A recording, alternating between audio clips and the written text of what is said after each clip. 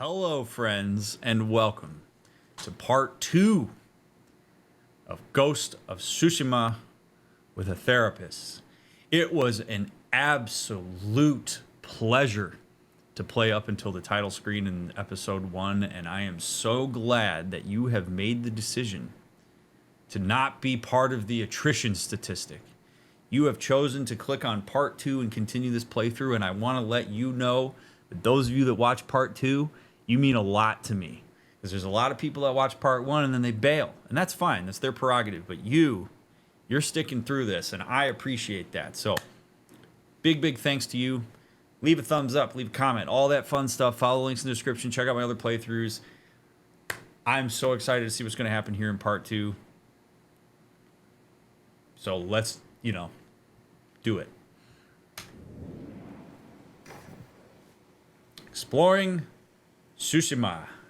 Map and journal now available. Press tab to view. Tsushima Island.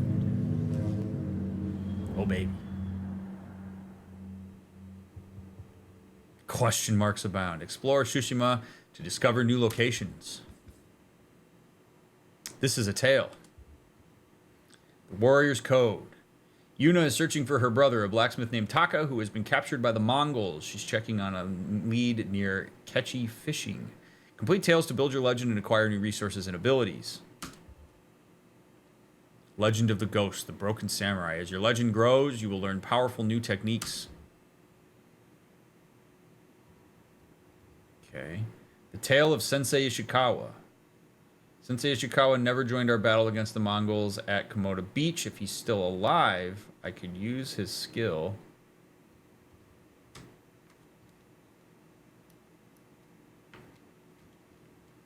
Wait, show in journal. I would love to see it in the journal. No. There we go.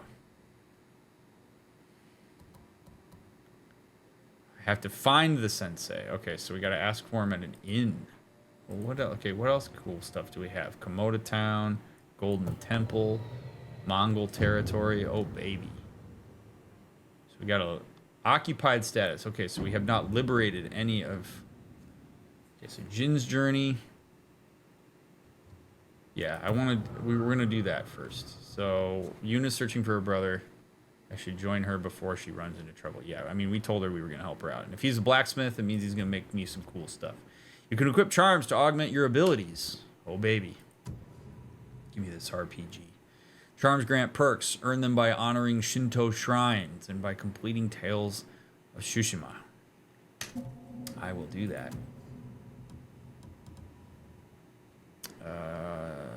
Sakai Katana. For generations, the head of the Sakai clan has wielded this matchless blade. Few upgrades. Oh, baby. Okay, so we got to get supplies and stuff so we can upgrade. This is nice. This is good. Okay, Hachiman's Favor. Minor defense charm. Killing enemies restores a minor amount of health. That seems useful. Charm of canine recruitment. If you sneak up on a Mongol dog, you can pet it. The dog will then become your ally. Yes, I remember hearing about that. So we'll do that. My outfit. You tell me I got another outfit? Broken armor. Oh, Hero of Tsushima armor. Worn only by the greatest defenders of Tsushima. Archery Master's attire. Well, we're going to wear the Hero armor because that looks cool. Major increase to health and reduces all damage by a moderate amount. Absolutely. You kidding me? And I get a map. Whoa. Yes. And a helmet. Oh, baby. Yes. Dude. Uh-huh. Ooh. Hero saddle. You kidding me? Stormwind. Oh, Stormwind's way better. Okay. Sakai Steel.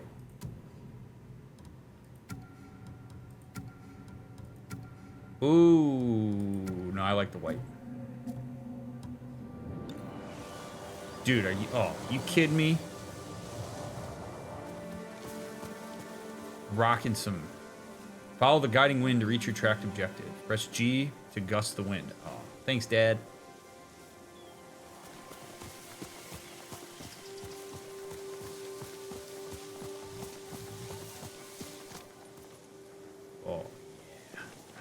fate.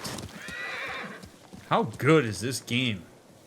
How good does this look? My goodness gracious.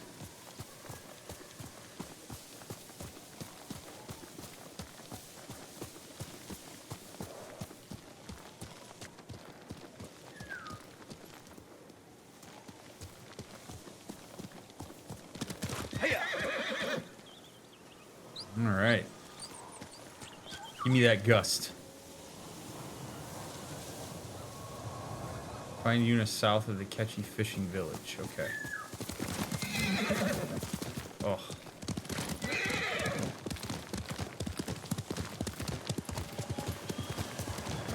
Woo. I'm excited, man. Travelers Rest Inn. Mongol territory. So does that mean I'm gonna have to kill some Mongols?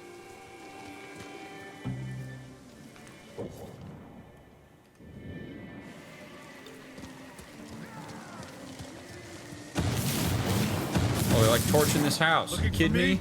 Not happening, boys.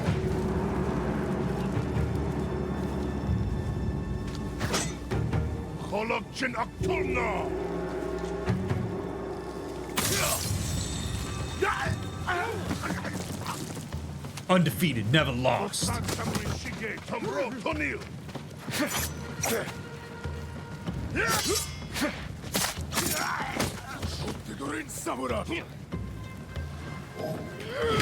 Oh, I forgot the alt thing. I gotta hold alt. Oh, God.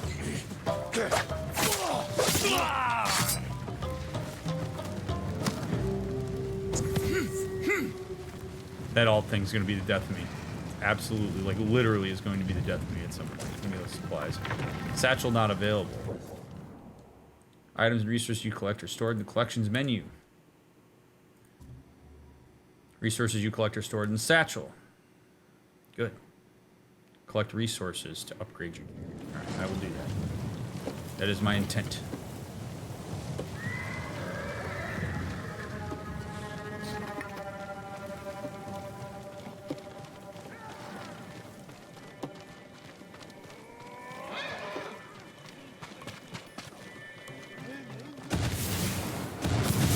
Shit, y'all know I'm here? Yeah. Y'all gotta stop torching this.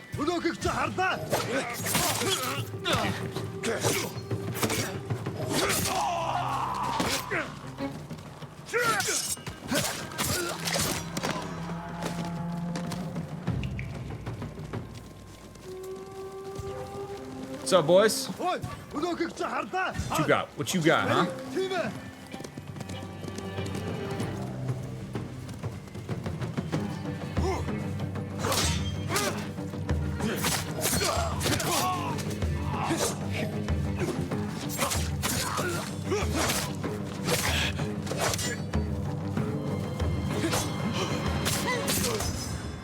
Oh, baby. Kill or observe more leaders to unlock water stance. I wish this was like the Lord of the Rings game. Oh, shit. Yeah, you see that? I just messed up your leader, bud.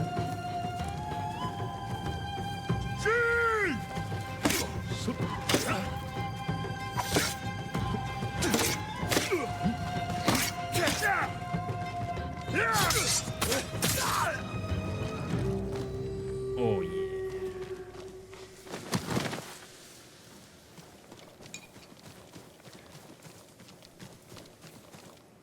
That's what you get for torching my... See, I like that basically this entire island is something I care about. So if I see people torching stuff, I know that they're torching my people's stuff.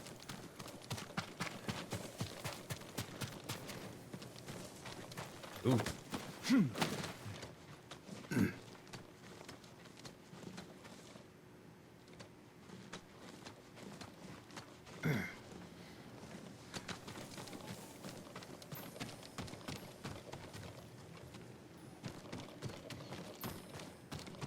What have we here?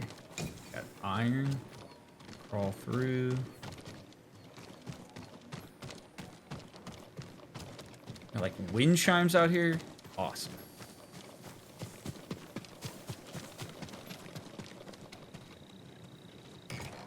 What do we got? supplies. Love it. More iron.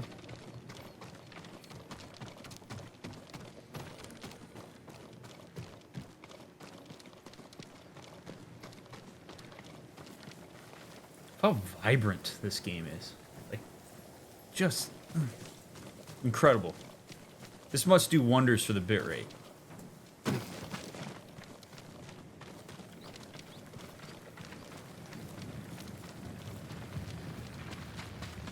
Alright, Nobu. Let's get out of here.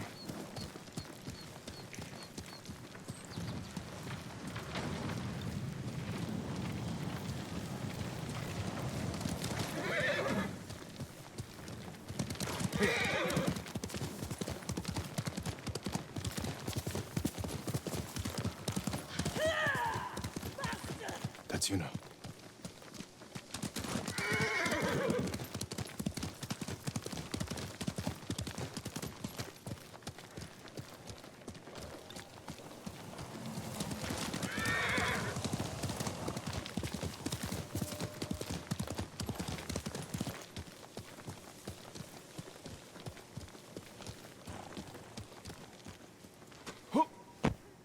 That's how you get off a horse right there.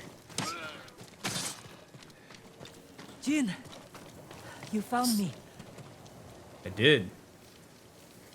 What's up? It's okay. You handled that well. I should have heard him coming. Let myself get distracted. These people saw Mongols marching prisoners upriver. They had a blacksmith with them. Your brother? Sounds like it. They were taking him to a camp near the Kaneda Inlet. I know the place.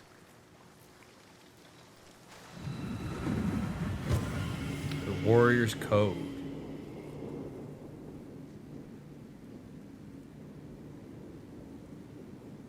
Did you find any samurai to free your uncle? Not yet, but I'm still searching. I'm sure you'll find someone soon. Yeah, but I want a shiny new sword. And if your brother can make me that, I'm all for it. Reach an overlook by the Mongol prison camp. Will do. Let's go. Oh, a word about trauma in the general society at large that we are embedded in that I want to share as another one of those lay the foundation sort of dealios so I don't have to analyze it every time it comes across our table.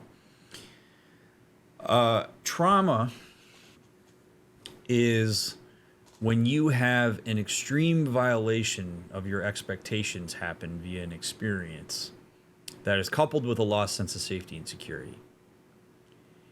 And what trauma does is it essentially forces you to have to expand your expectations of the world in a way that you didn't really ask for. And the reason I'm bringing this up as a meta-psych of all the people on this island is that I'm guessing that the majority of people on this island didn't expect that at some time in their life they were going to watch Mongols kill their fellow brethren. You could conceptually have an idea that maybe we would get invaded someday because maybe in school you learned about history and all that stuff. But the actual experience of having your house ransacked, watching your neighbors be taken through the town on carts as slaves or prisoners or whatever they're going to be, those are things that force you to expand your level of expectation of the horrors that humans are capable of. So not only is seeing the death and the despair traumatizing, it is traumatizing to have to reconcile the idea that this is now something that's possible. And not even just possible, happening. And the problem is, a lot of times people want to get back to a space where it's essentially a pre-trauma expectation. And sometimes people will really try to jam their experience back into that because they just don't want to accept that their worldview has been expanded against their will. And that actually can further perpetuate the not so great impact that trauma has on folks.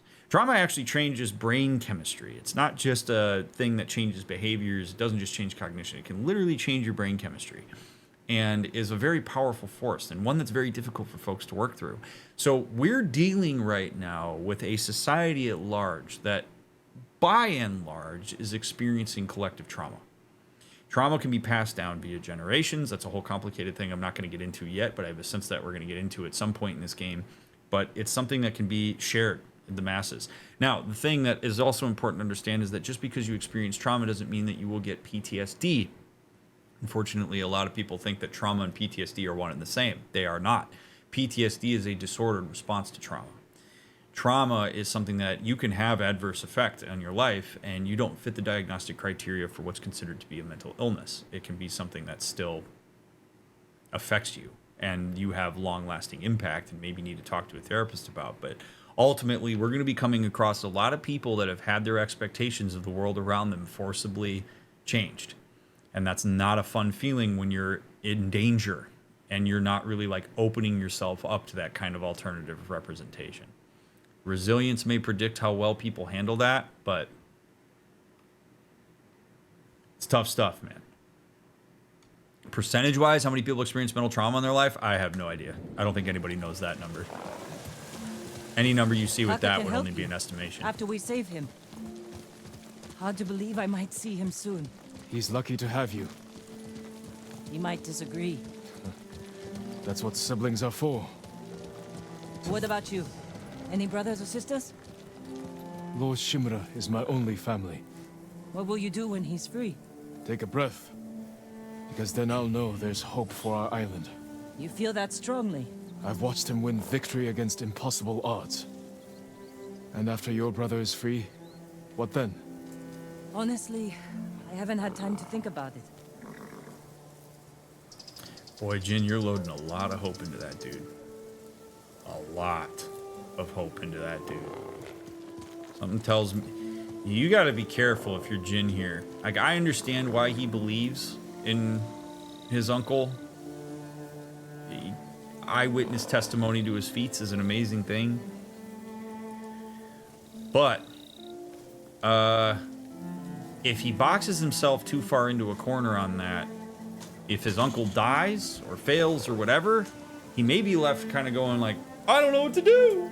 And we don't really want that. Like, you do want to expand a bit of your idea of other people who are capable of handling what your uncle's capable of handling for. I'm all for, you know, attending to the reality of what your experience of your uncle has been, but you do got to be really careful not to get overly myopic about it, because if you do, you're setting yourself up to eventually be disappointed. Idealization of anyone ultimately leads to disappointment, because humans are humans.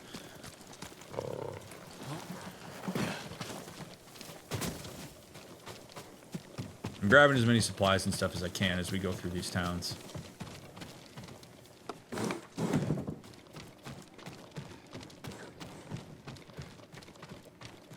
Especially if they're being ransacked by the Mongols, I want to make sure that I'm getting these resources instead of them.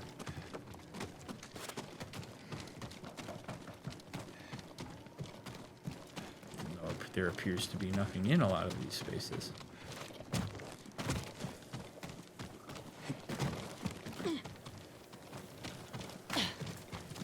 Oh, neat. Oh, dude, see, stuff like this is really cool.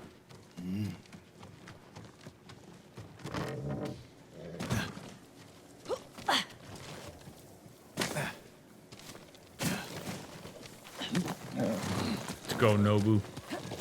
You magnificent steed.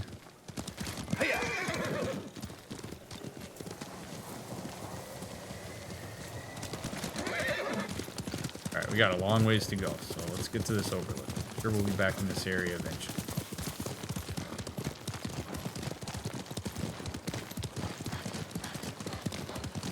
You're riding well. How are your wounds? Mostly healed. Your bandages did the trick. You don't share much about how you feel, do you? I suppose you're right.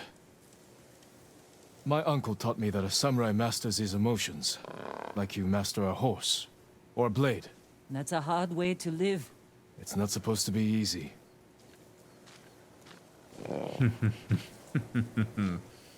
We talked about this in part 1.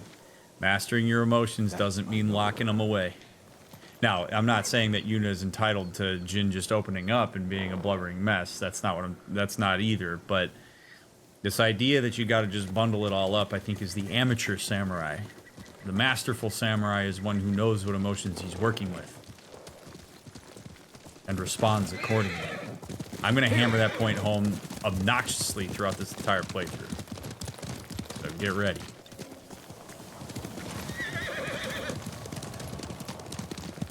And something that's important to remember is that if you bottle up one emotion, you bottle them up, all of them. There's no such thing as selective muting of emotions. As much as you may want that to be true, you bottle up sadness, you bottle up fear, you also bottle up joy, you bottle up pride. You want to experience those things? That overlooks the river. Should give us a good view of the Mongol camp. You gotta run the broad spectrum. Our brain is not evolved enough to a point where we can segment emotions out, as much as we might like that There's to be the camp. case. Tough to get inside. The Mongols threw that place together in days. There has to be a way in. Let's look. Survey. We need to reach Taka without putting him in danger. We'll find a safe approach. Defenses in back are formidable. You could scale the rocks on that side. If they're loose, they might give way. Alert the guards. Okay. So... The front wall there is still under construction. Could be a way in. We can look for a gap in the front wall. Slip inside. And cut down the Mongols where they stand.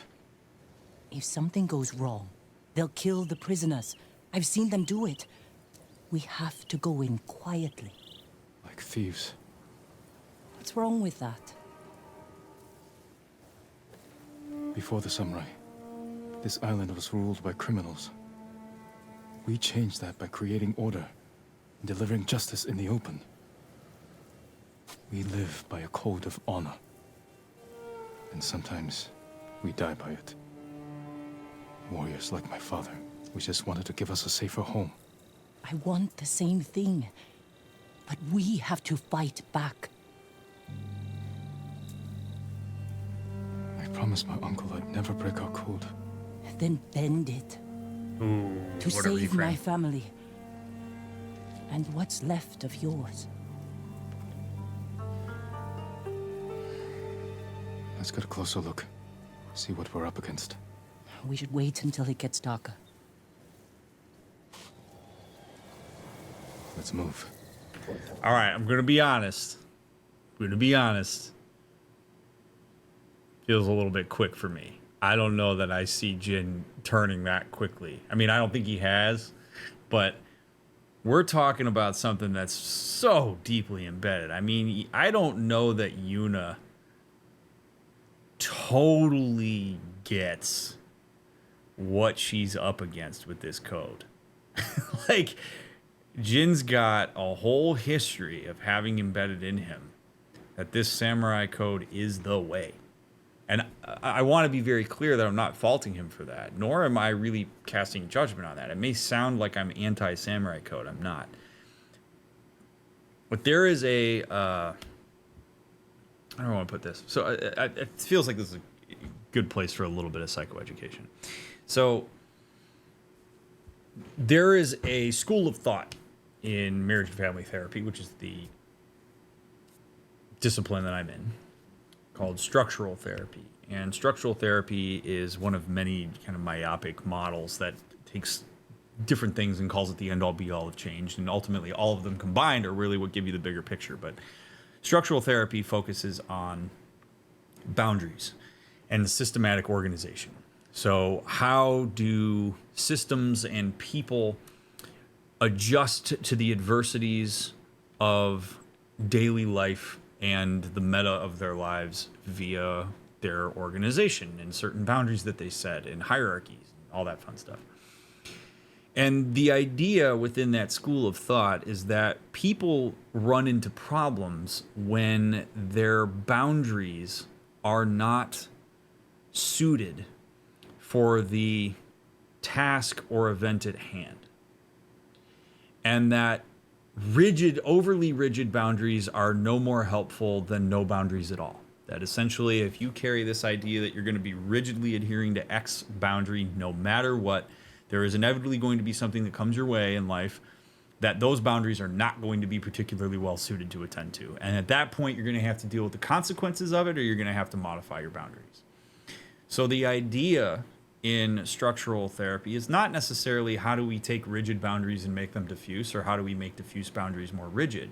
The idea is that you want to have an organizational structure internally and also within the system you're embedded in that allows for a degree of flexibility that will let you attend to what's happening at hand, that you essentially let people utilize their strengths and find ways into the hierarchy that allow them to optimize the way in which they can attack the adversity that's come their way.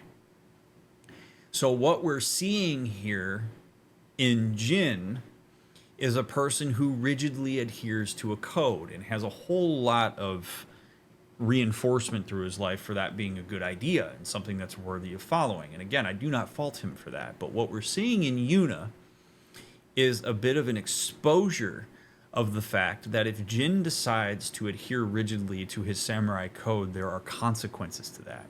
That he's a bit myopic in seeing that the samurai code is always good. If I follow it, we're square. Even if it means death, at least I can say I died an honorable death and I did something that maybe I didn't necessarily perceive my father as quite doing. So when Yuna suggests, maybe you gotta bend that code a little bit,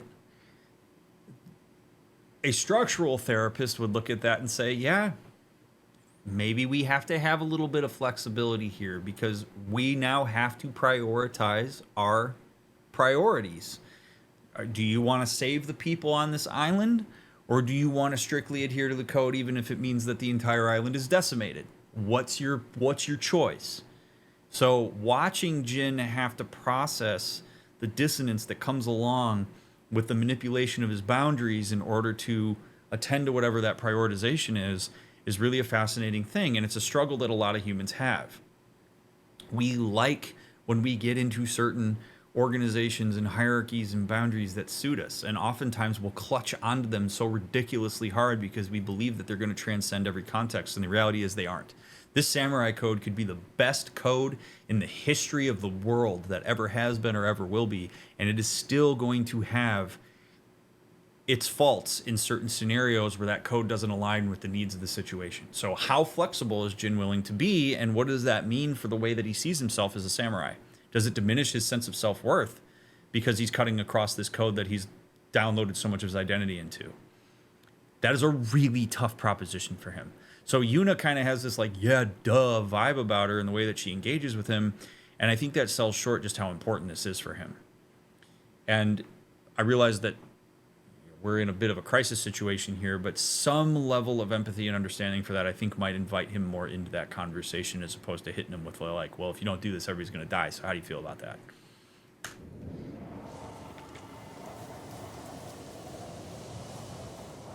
To those of you that are asking about how you open up bottled emotions, I definitely recommend seeking a therapist who has got some training in how to help you do that. Because a lot of it is things like body scanning, developing language, leaning into the distress tolerance of disclosing the emotion. Physical emotions are felt physically, so it's a lot about figuring out what physical manifestations even before the invasion are creating But you that. took care of him. Someone had to.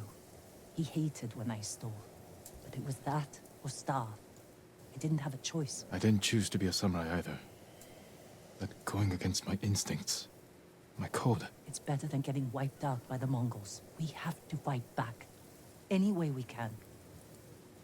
I will also say that, first of all, Jin absolutely did choose to be a samurai. He absolutely did. And if anybody, I know that people are going to come into the comments, and even if you come into the comments and go, well, it was either samurai or death, it's still a choice. Still a choice. He's a samurai by choice.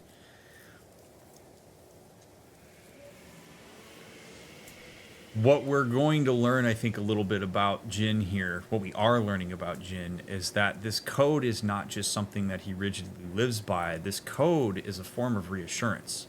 It's an attachment. It's a safety net.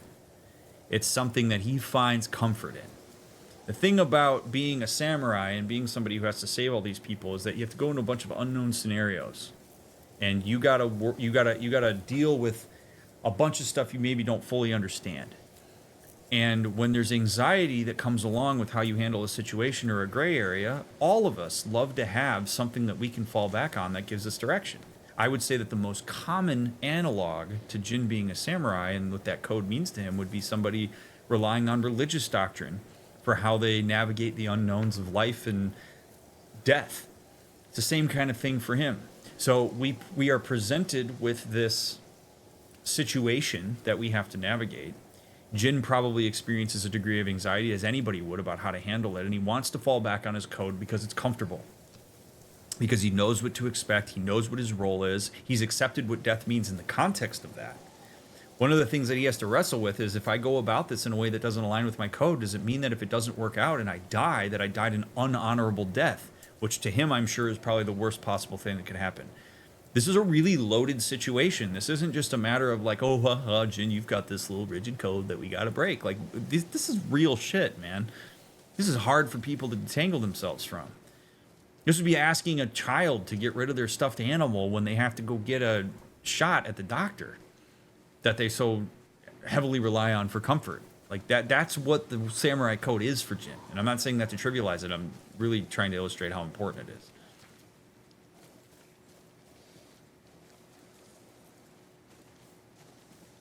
I'm not sure, Spin. I don't know the answer to that. It was an interesting language he used, though. All right. Just play the game, DrMick. Find the gap near the camp's gate. I have a hard time believing that people are not going to see us as we cross this river and see animals run away.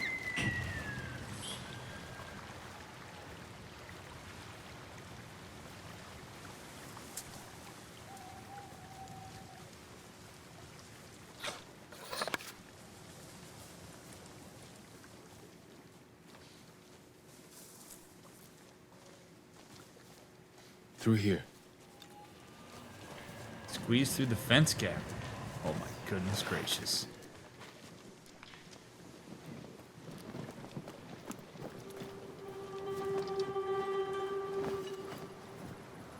If they see us, they'll kill the prisoners. Then we better stay quiet. And open their throats. It's a big ask.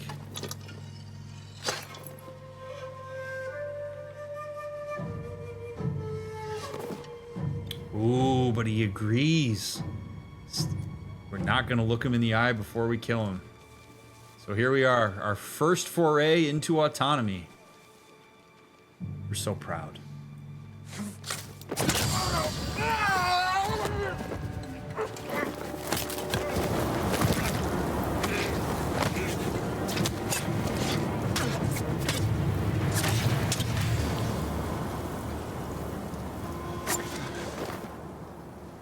It's over. You did it. You broke the pattern. Yeah, I figured we'd get a flashback here. What do you think, Jin? The bear's running with a limp. Your arrow wounded him. This is when a beast is most dangerous. Remain alert. Yes, Uncle. Keep after him. God, this is so beautiful. Oh my God. All right, bear tracks. Oh, I didn't think bears lived here. They don't. But the fighting in Yarikawa drove some this way. So it's the rebels' fault. We should feed them to this bear as punishment. We are not barbarians, Jin.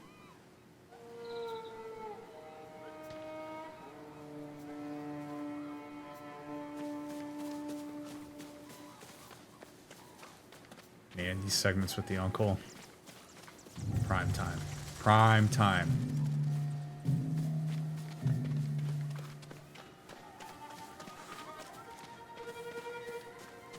I love how even the camera is low to the ground. It's just such a nice touch.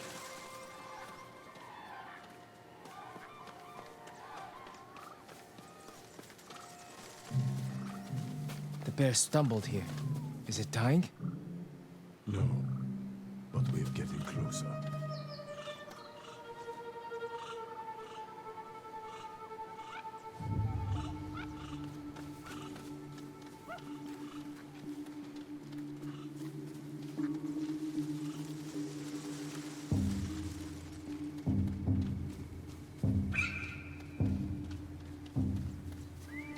Stay ready, Jin.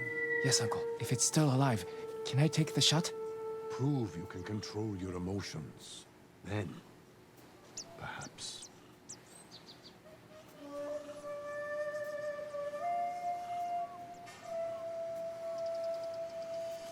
Yeah, right now you want to take the shot out of a sense of revenge. Vindication.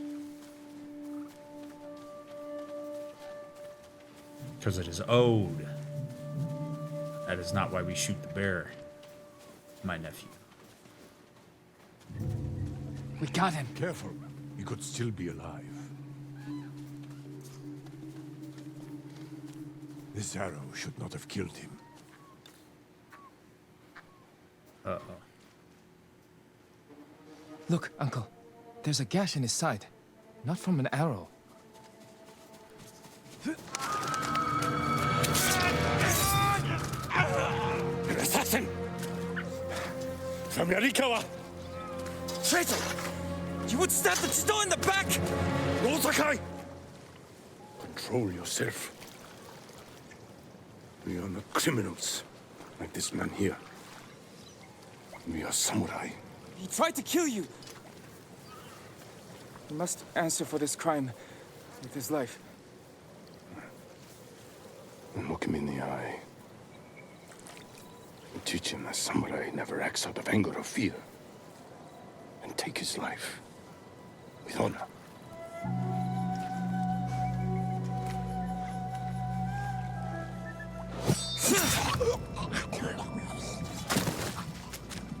Wow. When we fight, we face our enemy head-on. When we take their life, we look them in the eye with courage and respect. This is what makes us samurai. Only cowards strike from the shadows.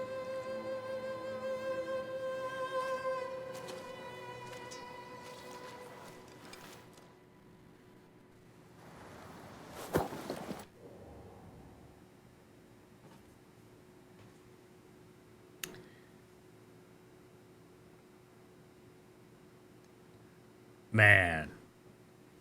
You talk about a...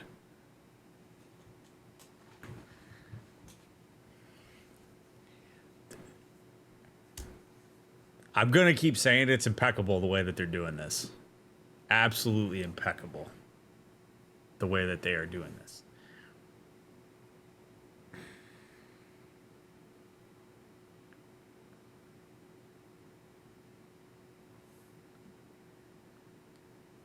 There is something incredibly profound about having a... I mean, I'm going to go ahead and call Jin's uncle an attachment figure. Probably the primary one at this point. There's something really profound about having consistent, reliable interactions with a figure that you trust and respect, particularly when you are going through your pre-teen and teenage years. One of the most difficult things about working with teenagers is that their brain is in a very weird spot. Takes about 26 years for the human brain to fully develop. And the last part of your brain to fully develop is your prefrontal cortex, the front of your brain, right behind your forehead, which is the thing that makes the human brain so unique in the animal kingdom. It is where all the higher level processing stuff happens. Well, teenagers don't really have that fully formed yet, but it's starting. So there is this tendency for teenagers to still react to things far more emotionally because they don't really have all of the adult level overrides that we learn and indulge as we move into adulthood. And adults have a tendency to look at that and scoff at it and get frustrated with it and get pissed and think that teens are just being assholes to be assholes or being emotional cesspools just because they want to be. And that's not true. They are that way because that's just how their brain is. There's this oscillation between some level of abstract adult thinking and ability to suppress emotion and put things into context, and then there's some you just can't. And teenagers feel things more intensely. They don't have a bunch of learned experiences and education and trial and error to show them what the best way to attend to those emotions are. It's just a really difficult time to be alive. They also have a sense of invincibility because there's not a ton of forethought, and there's probably not a ton of experiences up until that point where you kind of go, holy crap, that could have killed me. That's why people get more risk averse into adulthood, because you start to realize just how many things can kill you. But anyway, to get back to the point of this clip here, Jin, as a teenager, having that really strong emotional reaction in that moment and having this more oversimplified view of what has to happen. You slashed my uncle and I'm mad at you and you deserve to die because of it. Probably would have tried to just lop that dude's head off because he had a sword and he had the ability to do it and he thought he was justified in it.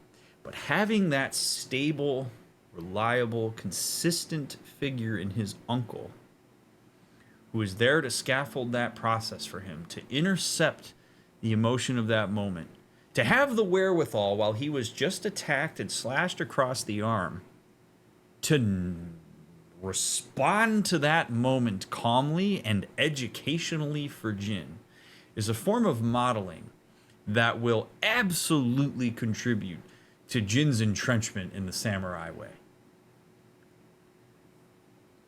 Absolutely. And we would look at something like that generally and say that's absolutely beautiful. I am of that ilk as well. However, that can also lead to some problems. Because now that Jin is in this position where he stabbed this guy in the back and didn't look him in the eyes, it's going to be unbelievably distressing to him.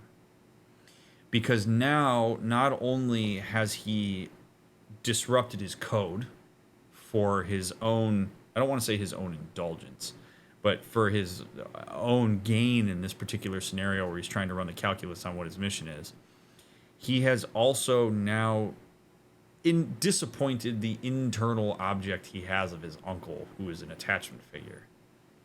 And this is going to send him into probably some degree of identity crisis, which is going to compromise him in this scenario, because this is a scenario that needs to be handled with care. So this is why having insight into your own experience and the way in which you were raised and how your attachment figures affected you, this is why it is so important to have that knowledge, because he needs to understand the way that he's going to be disrupted by this moment, or else he is likely to fall back into some degree of rashness and emotion just because of how raw this is going to be, because he's now in existential chaos because of the way in which he disrupted his code. It's so easy for an outsider who's not really thinking about this scenario with any kind of depth to just go, yeah, well, you know, that's what you had to do. Just deal with it, Jin. And it's like, it's not that, man. This is like at Jin's core identity crisis shit. And we're probably going to see the ramifications of this for a while.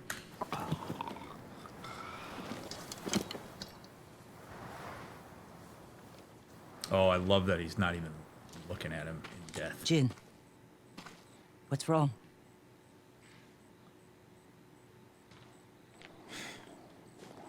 Let's find your brother. Walks away from the emotion. We can't let them see us. Use all your senses. Think and move like a thief. Focused hearing. Press the middle mouse button to use focused hearing, revealing nearby enemy positions while slowing your movement. Oh, cool.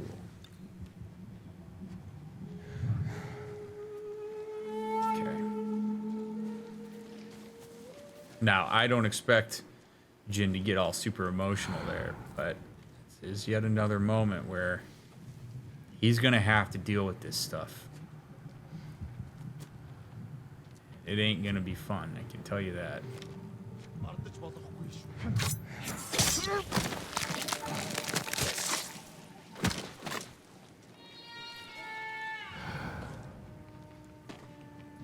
do like that everybody's conveniently not facing us.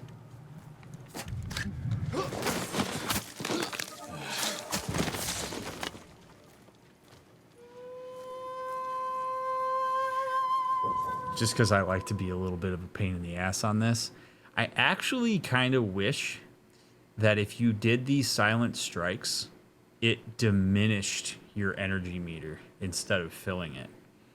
As I think that that would allow you as the gamer to experience some of the dissonance that Jin is experiencing when he's doing this, where essentially you don't feel any kind of benefit from this, because we're getting rewarded, like our little gamer nom-noms are getting rewarded because we get this energy bar filled.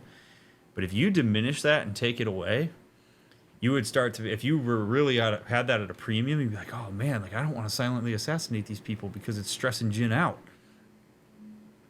It's just like sort of an experiential thing. Anyway. It would give you so much empathy for the experience that Jin's having right now.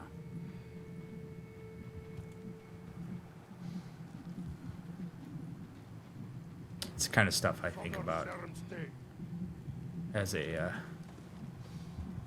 psychologist who loves video games.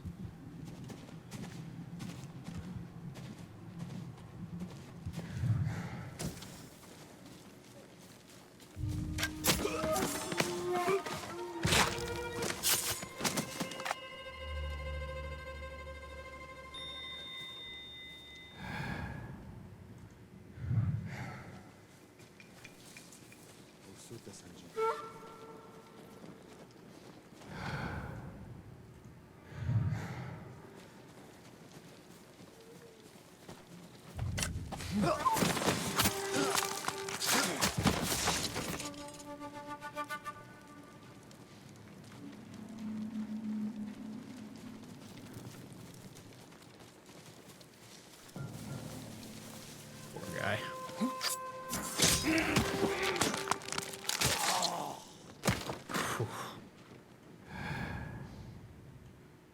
Yuna, is that? No, not Taka. Oh, good. Alright, we're gonna take out everybody and then we're gonna open the cells. There's somebody up there.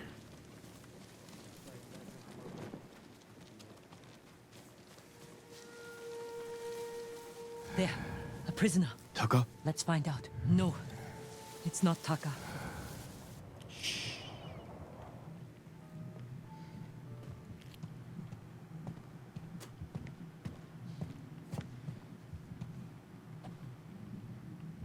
I also feel like doing this with this level of focus would tire us out since we aren't used to it. I do agree with that as well.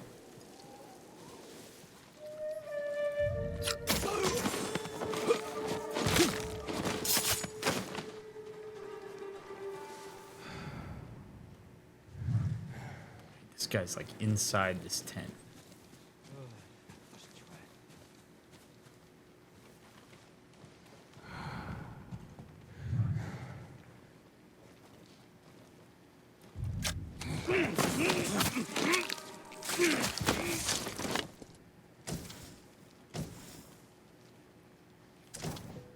Records. Oops. Wait. Collect artifacts to learn more about the Mongols. Ooh, good. Conversations with the Khan 1. Conversation with the Khan 1. What can a simple monk like me hope to accomplish by recording my conversations with Khotun Khan? I'm going to butcher names. I'm so sorry. I'm so white. My aim is to document his words and deeds in order to counter the natural suspicions of the people of Tsushima, foster mutual understanding, and thereby prevent more bloodshed. The Khan has been the most receptive to these talks and is surprisingly frank on a range of matters, though I am a mere translator and Japanese to boot. His ambition is boundless as any shogun's. He has a keen sense of history and his place in it. At the same time, he is eager to learn more about our culture and history. Such an intriguing man.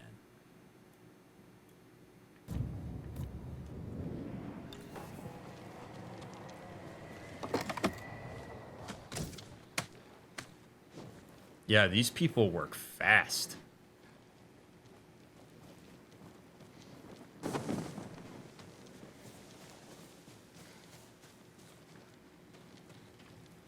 All right, that's your brother. I'm gonna go get the other person out first. Be right back, bud. This guy's glowing. I need his wares.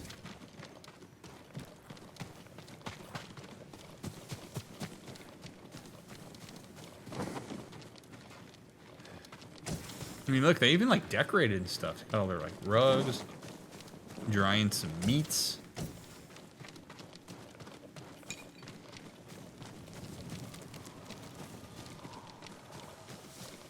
You know, is that? No. No, Taka. Oh, good.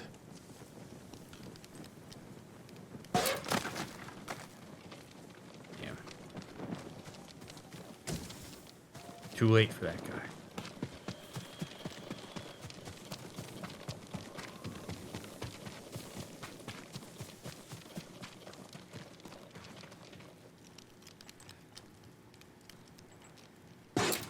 How'd you get in here? We need to go. We'll talk when it's safe. Come on. Let's at least get the guy a new hat. Let's get to the river. We'll be safe there. Are you with the Straw Hat Ronin? I was. Cut ties with them after they started running low on rations. Lord Shimura's been captured, and I could use some extra swords to free him. Are you looking for work? No, but the other Straw Hats may be. Last I heard, they were hunting Mongols in Tsutsu Prefecture, by the coast near the Kishi grasslands. Is that Charles from Red Dead and what's his name, Catello from Horizon? Because that sounds like the same dude.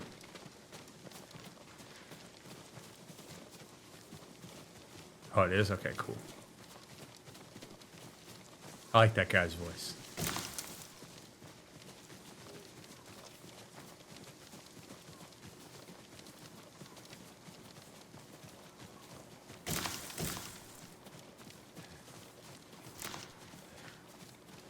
This way. We're looking for my brother, a blacksmith named Taka. Don't know him, but a lot of prisoners move through here. Oh, so this is not your brother. This is another prisoner. I'm a bit disappointed you've said nothing about my fur cape. You said they were moving the slaves. Where? They mentioned Azamo Bay. And there was a blacksmith in the last group. Young man with a beard. From Yarikawa, maybe. You'd better be right. I hope you find your blacksmith. Taka's alive in Osmo Bay. The town is surrounded by walls. Rushing in without a plan will only put him in more danger. I have a friend who might be able to get us inside. Find him. The sooner we rescue Taka, the sooner we save my uncle. Jin. Taka will forge whatever tool you need as soon as he's free.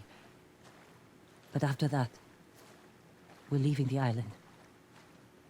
You've seen what the Mongols are doing here. Lord Shimura can stop them. Stay. Help us fight for a home. Home is wherever Taka and I go.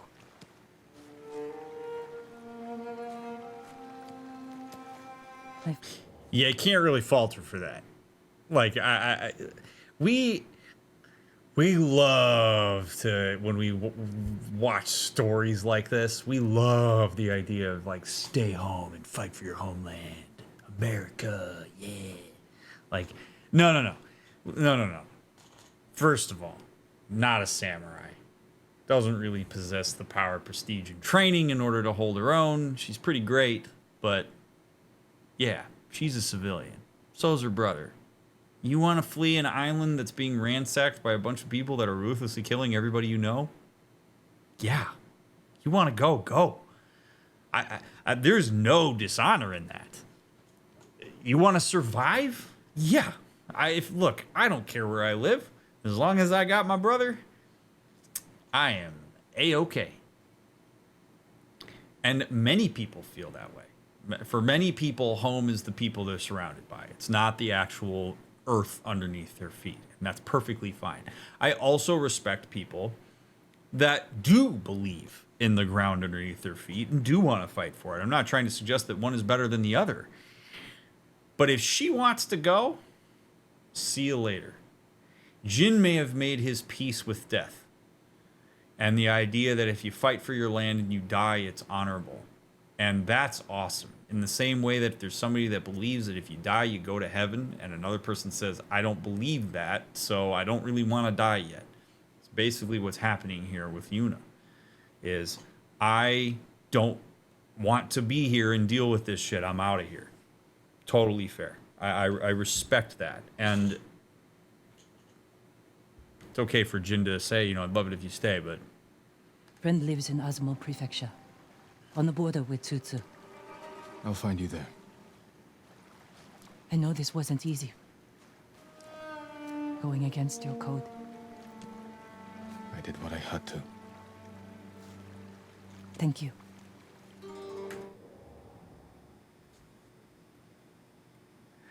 I don't know. This is going to be 70 episodes. I don't even care. There's so much good here. Like, I just can't handle it. All right. So, that was beautiful. Absolutely beautiful. That acknowledgement.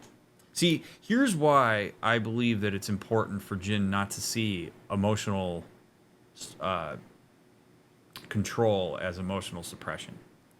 Because, and this is what I was talking about earlier when I said you can't numb one. You got to numb them all. That was a legitimate empathic bid. That's a big deal. That's a huge, huge acknowledgement. I know that you did a really hard thing.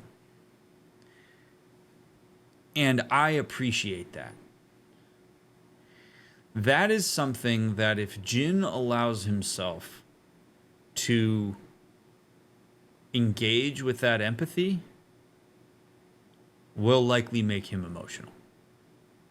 And I don't know that that's a bad thing, because I think that if he allows himself to go there and actually manage for himself how hard that was, rather than jumping into a cognitive rationale of I did what I had to do as a way to suppress that, he turns it into duty. Well, so what the situation called for, I did what I must. Instead of like, thank you, you're right. That was hard. And I am grateful that you appreciate how hard that was. There's a real depth there. There's a self acknowledgement that happens there. There's nothing wrong with feeling that dissonance. And the appreciation of her recognition of that, I think, would likely build a level of trust in him. And see her as somebody that gets it. I'm not saying that he owes her a thank you for that, but when he says, I did what I had to do, I really think that he is selling himself short. He is discounting the autonomy that it took for him to do that. He's discounting the idea that he could weave the samurai code into his sense of self in a more nuanced way, and that's not necessarily a bad thing.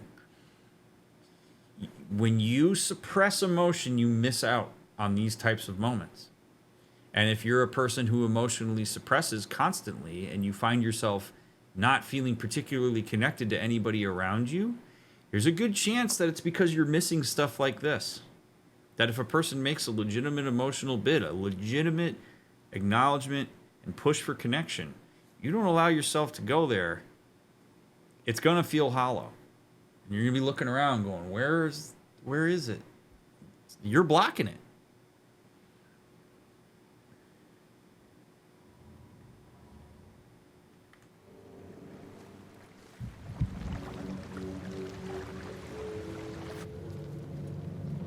Lord Shimura, you deserve better than this. Convince your people to stop resisting, and you can walk free. Stop wasting my time. Kill me, You think you've lost everything. But your nephew is still alive. Jin, My men control the roads. They build war camps near your towns. They see everything, and they will find him. Lord Sakai will fight until his last breath. As will I. You love him. Just as you love your people. You're a father to them. Will you abandon your children? I won't make them your slaves. He's a good villain. That dude is a good villain. Like, oh man, you're gonna throw the empathy in there. You show that you get it. I cannot emphasize enough how powerful that dude is. He knows what he's doing. And he also, like I said, he knows that they're not going to give up. And I think what's really interesting here is the juxtaposition between him and Jin. Because we are seeing in Jin's uncle a person who has many, many, many, many, many more years of entrenching this code, internalizing it, living it out, teaching it, to where he has ultimate empathic mastermind guy standing behind those bars throwing haymakers, and he is standing up to it really with no problem. And then you have Jin, who has somebody he just met introducing the idea that we need to stealth kill these people in this camp and that we're not going to be able to kill them quickly enough to get the prisoner out. And Jin's like, okay, yeah, I'll break the code. So his uncle's confidence that Jin will fight to the death, I kind of understand it, but also maybe not. Because Jin's already kind of impressionable here. And I'm not saying that's a bad thing, but it is a difference between the two of them. And I have no doubt that we are being presented them in parallel process as a way to show that juxtaposition. We are seeing what fully developed and mature alignment with code is versus somebody who's been following it because he thinks that's what he's supposed to do. You see how much more malleable Jin is.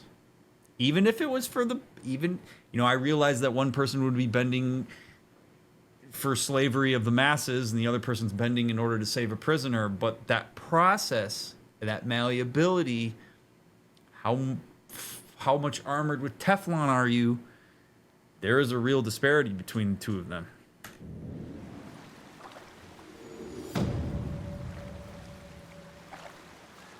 And I don't know that I would call it a generational difference so much as I would call it a developmental difference.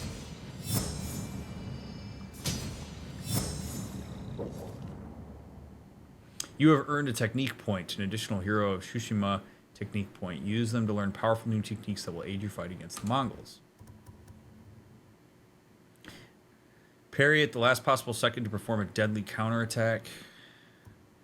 Roll across the ground to avoid attacks. Okay, I like that.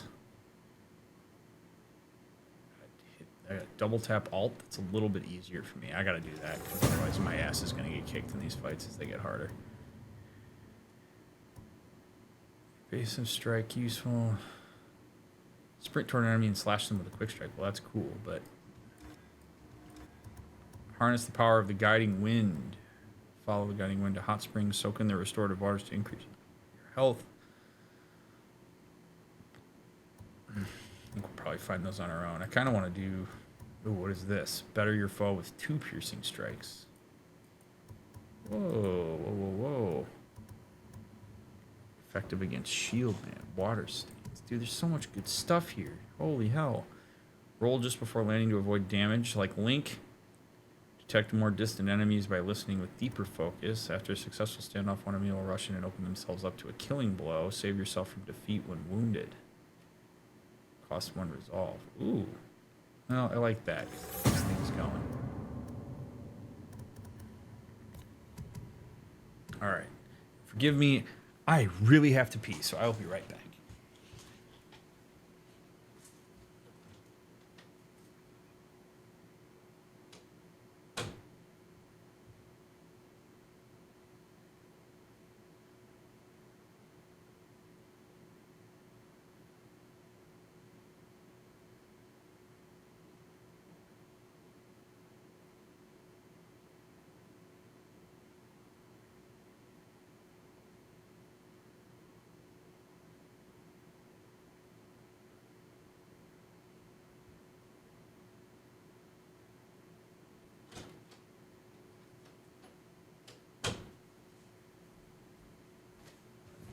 Okay. All right, would it be accurate to say that Jin views the code as black and white while Uncle has more nuanced view of the code? I don't know. I don't think we've seen enough of his uncle yet to really know the answer to that. I would guess that his uncle probably has more of a, this code is, yeah, I mean, I guess he probably would say this is like a guiding principle that we also acknowledge has some of the flexibility that I was talking about earlier. As opposed to Jin seeing it as like, this has to be followed rigidly. Like, yeah, I would imagine there's probably a difference there in terms of the uncle's ability to see nuance. But that's how it has to go. So that's why I say that this is a developmental issue. It's not a generational issue. It's not like uncle's generation is more capable of nuance and new generation isn't. That's, I think, too... Nah. The reality is that in order for you to have a nuanced view of something, you have to have a simple view of it first. It's why anytime you want to learn a skill, you have to learn the fundamentals before you can learn all the intricacies. So Jin is still early in his development. And like anybody in their late teens, early 20s, which is guessing how old he is, he believes he's got it all figured out. And when you get into your 40s and 50s, you look back on people in their 20s and you go, you're a baby. That's kind of what we're dealing with here. And it's not a bad thing. It's just how things go. You have to suck at something before you're good at it. You have to have an overly simplified view of something before you have a nuanced one. That's just how it goes.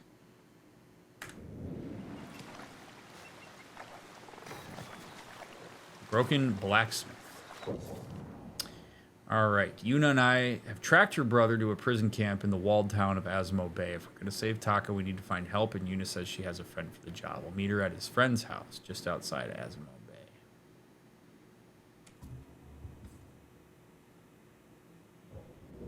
That is a long way away.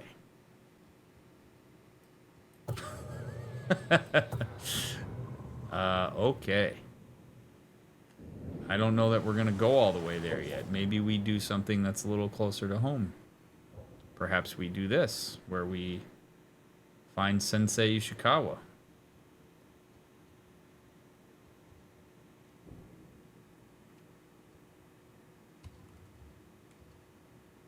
Oh, cool. So we can fast travel. That's neat. I don't really want to fast travel. Because this game's too pretty for fast travel.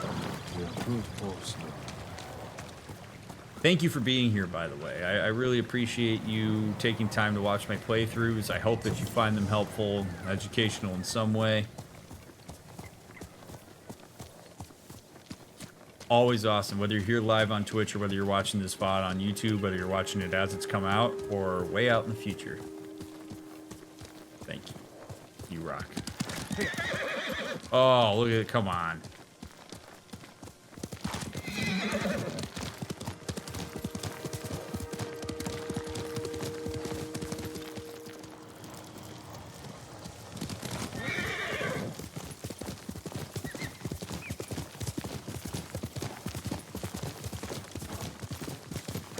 Come on. Okay. I ask this only because I have never been to Japan in my life.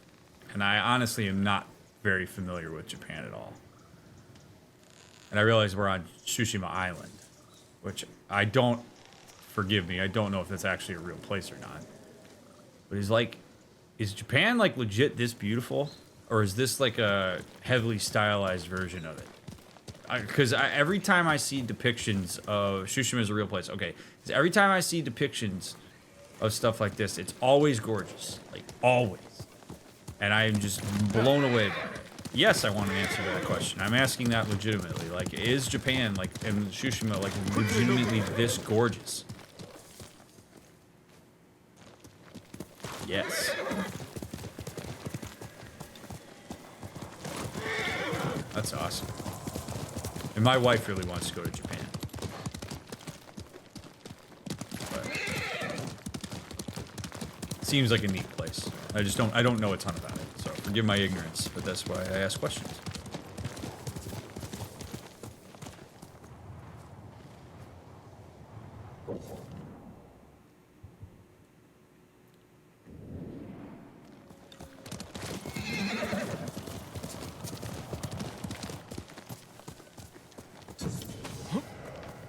Sensei Ishikawa's dojo.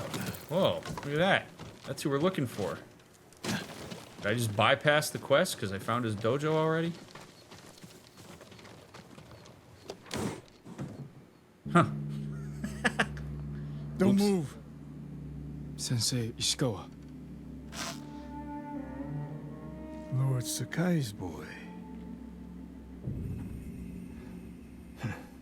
You survived Komura. We could have used your bow. I was on my way when bandits attacked me. Are you expecting them to return? A samurai is never caught by surprise. I'm sorry about Lord Shimura. He was a good man. He's alive. Taken captive by the Mongols. Then there's hope. That's why I've come. Help me save him. I can't. My student is missing. A skilled archer. I will help you look. Then you can both help me free Lord Shimura. Try and keep up, Sakai.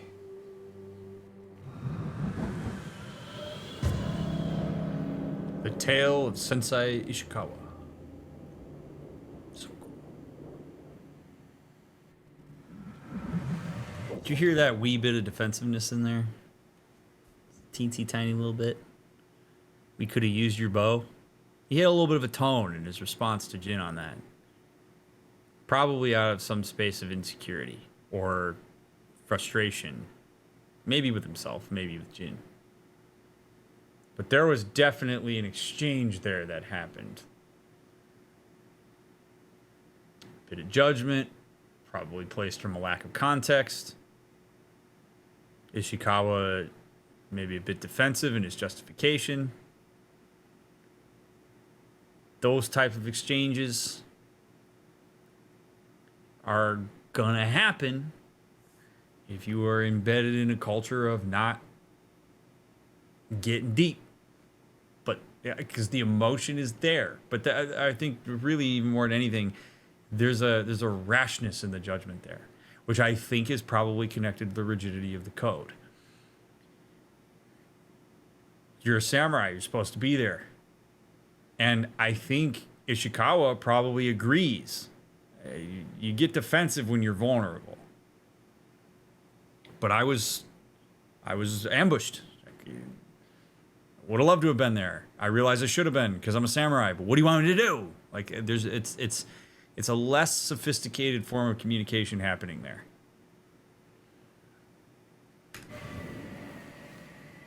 But totally there. There's some. Who else made it out of Komura? No one knows. Are there any others who can fight back? Besides us? I don't know yet. You'd better find out quickly. We can't free your uncle by ourselves. Oh, thank you for making it so the NPC goes the same speed as me. I can help track your student. I need no help tracking Tomoe. Tomoe. A woman. From what clan? No clan. A peasant. But she can outshoot any samurai I know. Even you, Sakai. The last time I saw you was 10 years ago. You came to study with me. You remember? I remember most of the students I reject. Instead, you took this Tomoe as your student. You showed promise. Tomoe is a prodigy. Cool. Mongols! Take them.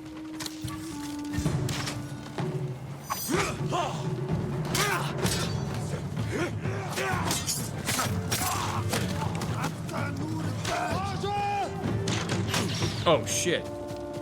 Why don't you take out the arrow guys, Ishikawa, Mr. Arrow Guy?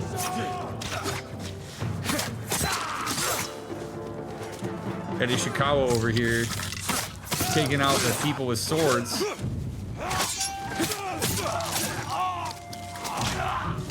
Fight like drunk tanuki. They fought well enough at Komoda. Even tanuki can catch a tiger when it's sleeping.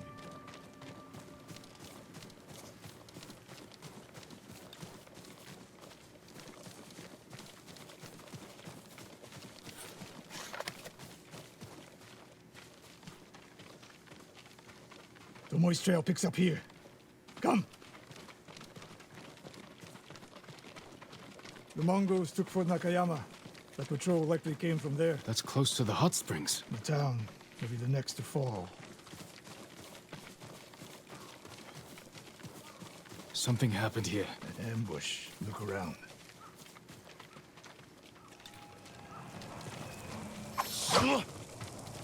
Rice and millet. Left uneaten. The attack was sudden. A Japanese quiver. A gift to my greatest student. Blood, but not much. No one died. I fear the worst. Tomoe would never leave that quiver behind. Unless she was pursued. Or captured. To what end? Interrogation. Torture. Worse. They may be doing the same to Lord Shimura. Fear is a weapon, Sakai. Do not let the Mongols use it against you. Your student. Where would they take her? Fort Nakayama. The fort is nearby.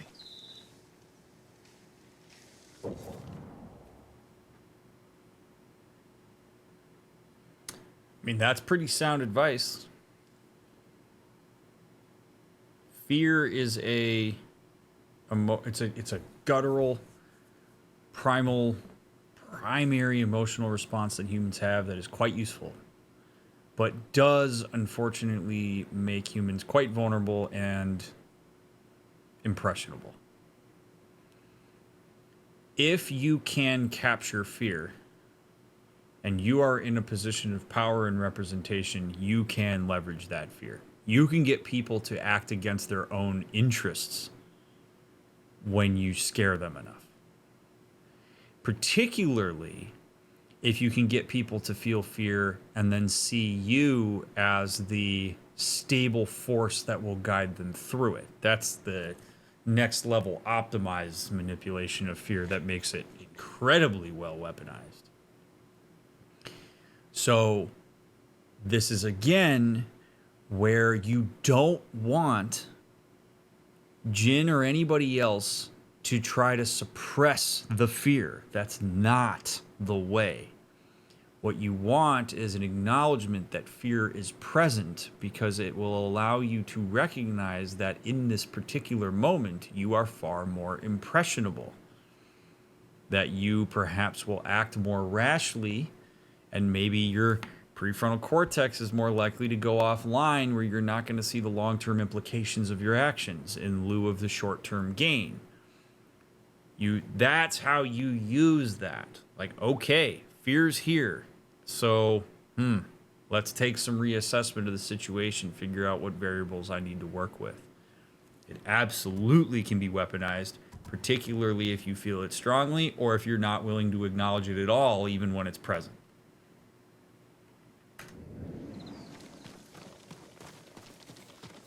I should have fought at Komoda with you. Better you didn't. We lost enough there. Why did the samurai fail? The Mongols fought like animals. Wrong answer. I saw it with my own eyes. An archer's aim relies not on eyes, but on body, mind, and spirit.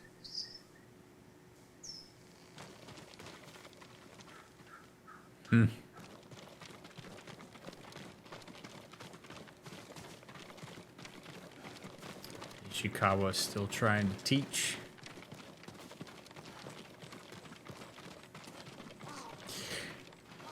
So that's actually really interesting. The more I'm thinking about this. Why did we fail? Because they fought like animals. That really... that puts the onus on the Mongols.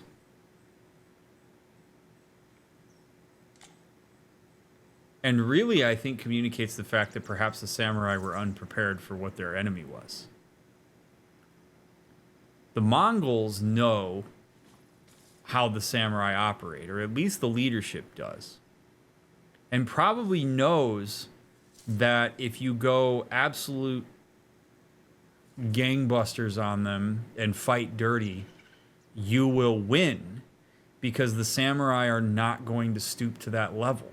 Somebody like Jin is going to have a really hard time stabbing you in the back, so make sure you don't, you know, you could turn, probably, you know what? That's why the Mongols probably have their backs turned, because they probably assume that the samurai are not going to stab them in it. That just totally clicked for me. I would not be surprised. They're like, hey man, you turn your back on them, you're good. You got to be worried if they're looking at you. It's like a gorilla. If you look the gorilla in the eye, that thing's going to come at you. Samurai's the same way. You make eye contact with a samurai, that is license to kill. You don't look at the samurai, you don't give them the honor that they want out of that kill, they're probably not going to do it. Or they're going to struggle and they're going to hesitate, and you can take advantage. So yeah, kick rocks at them. Punch them in the nuts. Fight dirty. Don't look at them. Because you'll win. And that is an underestimation on behalf of the samurai. A failure to recognize that there are vulnerabilities in the way in which they choose to present themselves. And if you're not willing to go there, then it gets taken advantage of.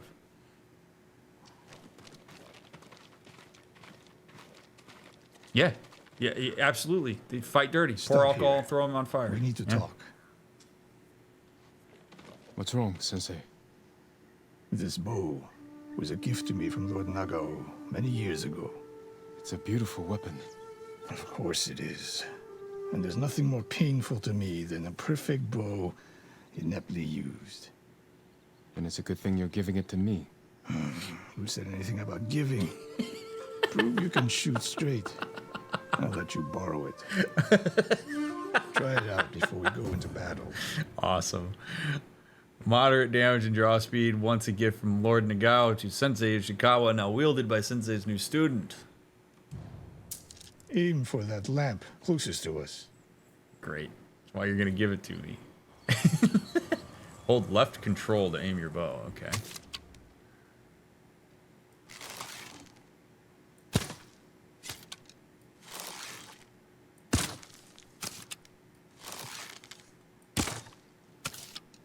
What am I firing at? This one? Oh, okay. Now the one further down the road. On the left. Probably the one with the marker in front of it. Jin, give me the bow back, dude. I told you to shoot the one on the right. You shot the one on the left. Let's see if you can hit the one furthest away. Just give it here, son. The further the target, the more your arrow drops. Focus, Sakai. I'm getting used to the grip. Don't make me regret this. I'd hate to add to such a long list. How does it feel? Like it was made for me. It wasn't. So take good care of it. Let's go. It feels like it was made for me. It wasn't. It reminds me, I don't know why, but it reminds me of Kung Pao Under the Fist. Like, this is Wimp Lo. We've intentionally trained him wrong. Like, it has that vibe to it. It's so good.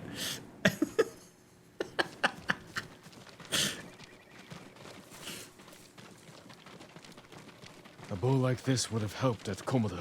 It is a good bow, but victory is won by warriors, not weapons. You haven't seen the Mongols fire weapons. And they have not yet won. Yeah, Jin's. You can hear it. That's how Jin expresses anxiety. That's how Jin expresses his fear. Right there. He doesn't say, I'm afraid. He doesn't say, I don't understand them. He says, you should see him work with weapons.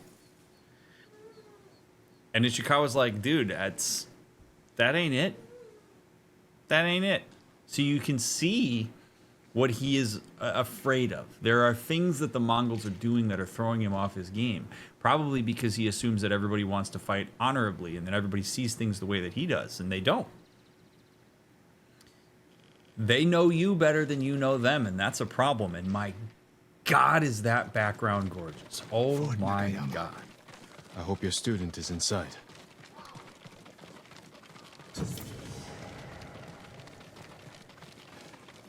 We'll get a better look at the defenses from up there.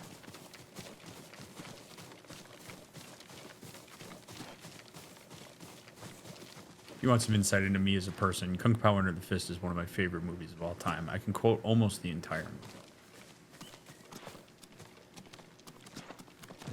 This spot is perfect. I'll find a way in. Open the gate. Then we hit them. You always charge into battle with your hakama half-tied? You have a better idea? Patience, Sakai. The Mongols will send men to find their missing patrol. When they open the gates, we strike. The longer we delay, the longer Tomoe remains in danger. She can take care of herself. Survey the battlefield. Yeah, man. What can we use to our advantage? Trust in her ability. It's great. That's the other thing, right? It's like if Jin overestimates his ability, he underestimates everybody else. I love that Ishikawa is teaching the patience of like, if she can hold her own, she's been doing fine just until this point. We're a bonus. So let's like take a second and chill. Those barrels could do some damage. We'll find out. Hornet nests. One shot could stir them up. The Mongols will face the sting of insects and arrows. That would suck. Jeez. An arrow in those hanging lights will kick up sparks. And start fires. They have many archers. They're skilled, but we are better.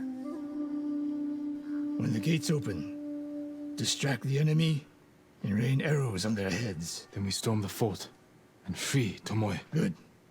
Now we wait.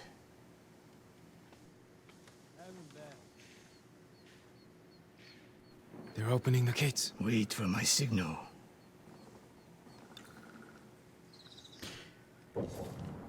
Okay. Another little DrMick modification of how you could make the gameplay more immersive.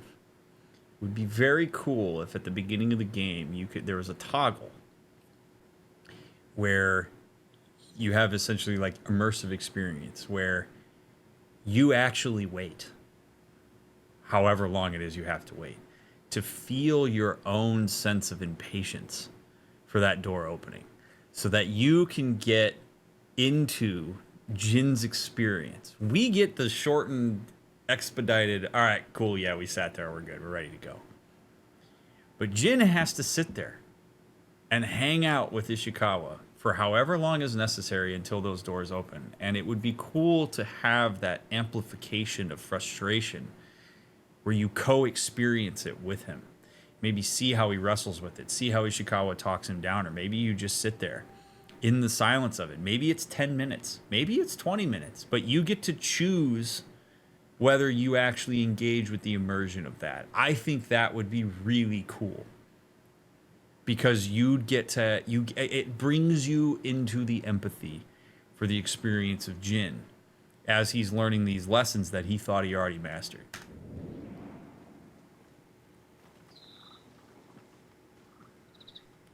All right, ambush the Mongol patrol. I think we do the Hornets. I love how they just have a red explosive barrel just sitting there. I just can't do the red barrel thing. It's too much of a meme. I feel bad for these horses. Get ready. Now, send them to their ancestors.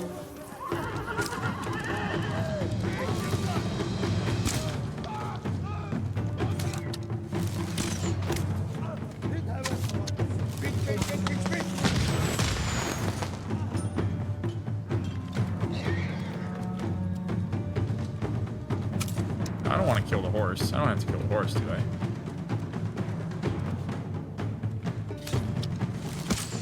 Oh shit.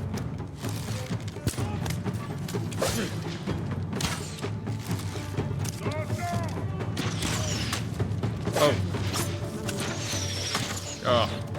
Dude, what? Dude, playing this on keyboard is a little weird.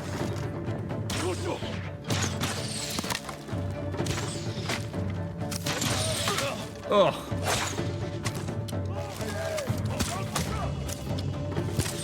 Boom, headshot. Big old delay here. Alright, I'll get used to this eventually.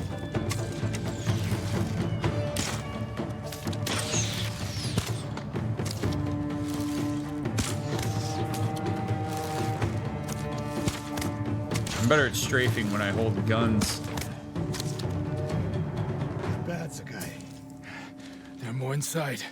Not for long. Let's find Tomoe. Yes, let's.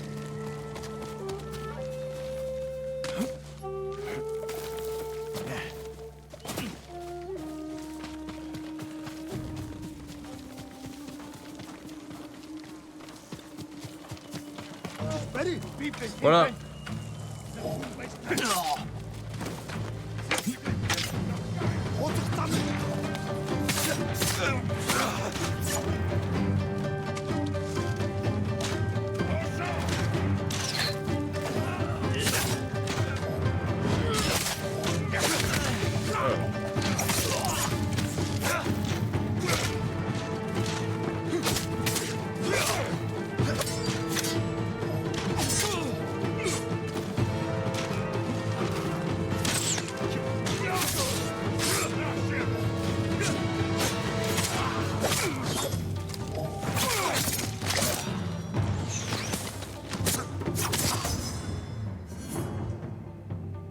Yeah. Whatcha?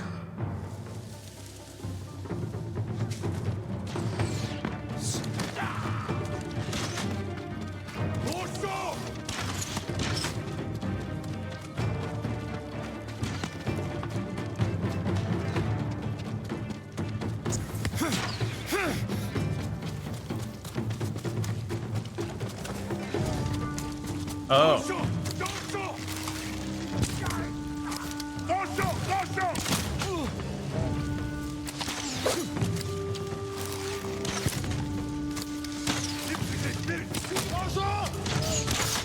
Ugh. I hope I get to a point where I can deflect arrows with my sword. That'd be so badass. Man, holding control to draw this is super weird.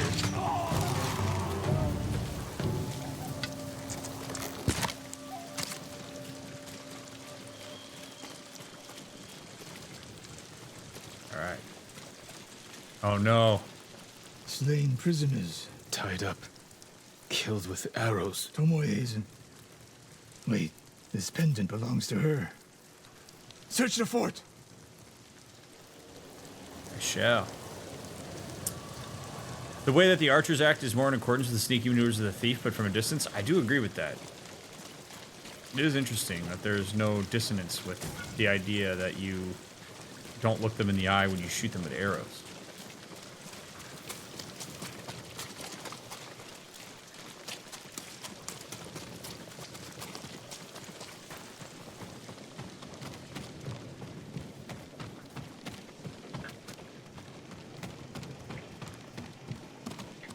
Someone's personal quarters. A woman's kimono. Tomoe's kimono. The Mongols freed her. Why? I don't know, man. They might be trying to use her skill as a archer.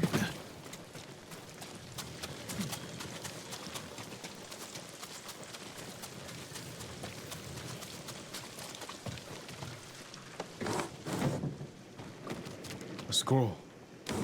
Archery terms with Mongolian translations. Your name is mentioned. She was teaching them my way of the bow. Interesting. Imagine not by choice, but you never know.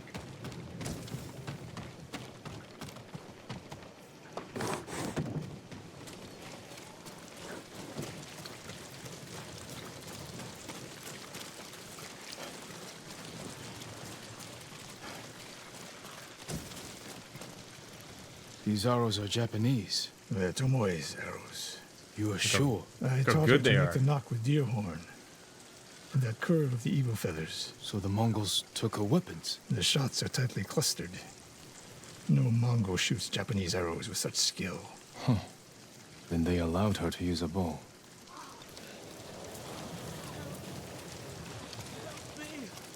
Do you hear that? A survivor. Please! So cold. We're looking for a woman, an archer. The Mongols caged her with us. But they set her free. Gave her armor and a bow. She killed my wife. And the others. The bodies we found. She proved her skill to the enemy. And they recruited her. Please. It hurts. Don't leave me. I've seen enough. Let's go.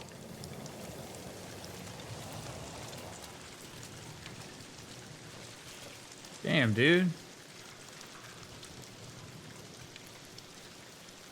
It sucks.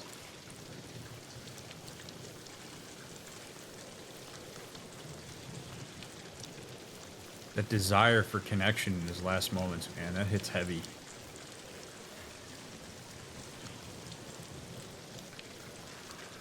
And you know, when you really sit and think about, and we got all these dead people laying here, right? And we get so accustomed to seeing this in games. You just kill with reckless abandon. Think about it.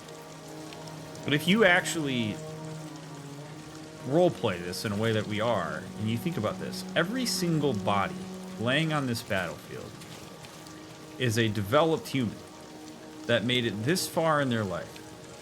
They went to school, they had a childhood, they had good experiences, bad experiences, friends, things they cared about, dreams, desires, hobbies.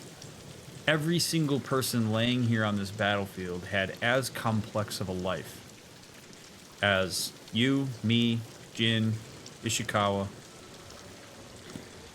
And it all just ended right here. You just die in the mud.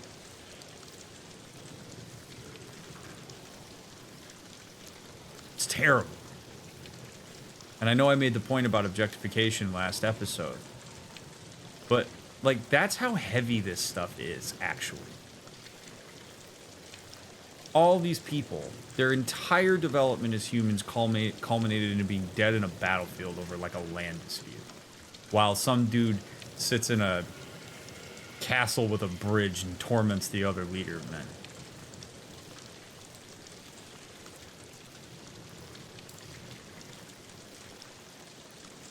And Ishikawa just goes, well, I've seen enough, and walks away. And I get it. Because if you sat here, every time we went into this type of space, if I made this point, it would get exhausting. We'd be so tired. The empathy drain would be real. And so we tend to do the same thing. We objectify, go, oh, that's a corpse now. And you walk away from it. Because you have to. It's a coping strategy. But there's real gravity to this. You got to be aware of what that is when you're doing this. If you're Jin. Not so much so that it stops you from doing what you need to do, but enough that you maybe use your brain a little more in the battle. Maybe try a little diplomacy if you can. The fear that the other guy isn't going to engage empathically is what leads you to not engage empathically.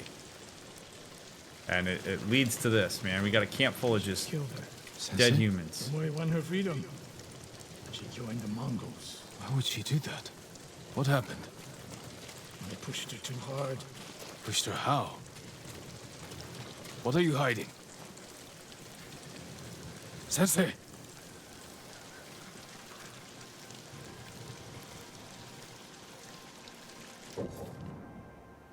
He will answer us in part 3.